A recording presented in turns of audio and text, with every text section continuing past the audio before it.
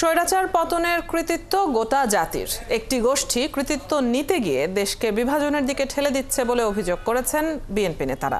ঐক্যের কথা শুধু মুখে নয়, এর জন্য মানসিকতাও থাকতে হবে বলে মন্তব্য করেছেন তারা। সেই সঙ্গে দেশে গণতন্ত্র প্রতিষ্ঠায় দ্রুত নির্বাচনের তাগাদাও দিয়েছেন বিএনপি নেতারা। রাজধানীতে আলাদা অনুষ্ঠানে অংশ নিয়ে তারা এসব কথা বলেন। বিস্তারিত জানাচ্ছেন শফিকুল হক।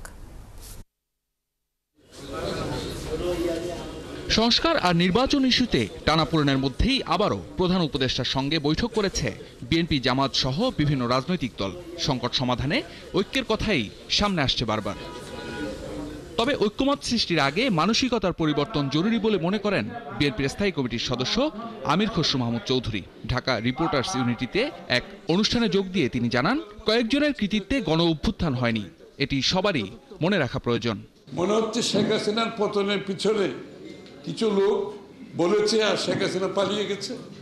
অত সহজ কিছু লোকের কৃতিত্ব নেওয়ার কারণে আমাদের মধ্যে বিভক্তি সৃষ্টি করতে লাভ নেই। সুতরাং ঐক্যের কথা যখন বলবেন, কথাবার্তা বলার সময় চিন্তা করে বলতে হবে, সত্যকে স্বীকার করতে হবে।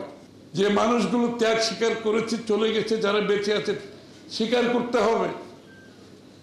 এককভাবে কোনো দেশ এগোতে পারে না, এখানে আমাদের জাতীয় ঐক্য।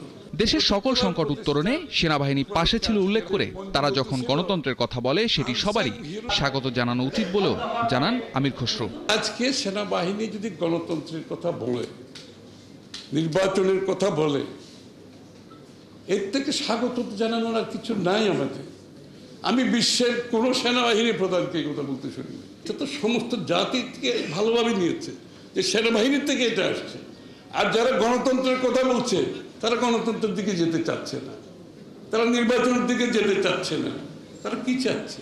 এদিকে নেতাকর্মীদের নিয়ে দলের প্রতিষ্ঠাতা ও সাবেক রাষ্ট্রপতি জিয়াউর রহমানের সমাধিতে শ্রদ্ধা জানাতে গিয়ে স্থায়ী কমিটির আরেক সদস্য গয়েশ্বর চন্দ্র রায় জানান, স্বৈরাচার পালালেও দেশে গণতন্ত্র প্রতিষ্ঠিত হয়নি।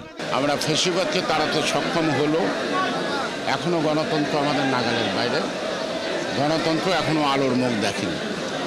আমাদের 17 বছরের যত আত্মাহুতি, যত গুম, যত নির্যাতন, যত মামলা, সব কিছুই শুধুমাত্র একটি সুষ্ঠু অবাধ নির্বাচনের মাধ্যমে জনগণের ভোটাধিকার প্রতিষ্ঠার লড়াইয়ে আমরা আজকে অব্যাহত আছি।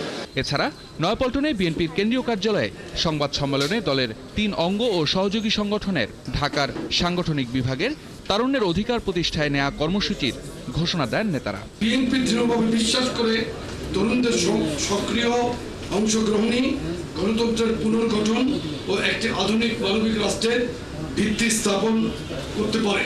শফিকুল হক, ৭১, ঢাকা।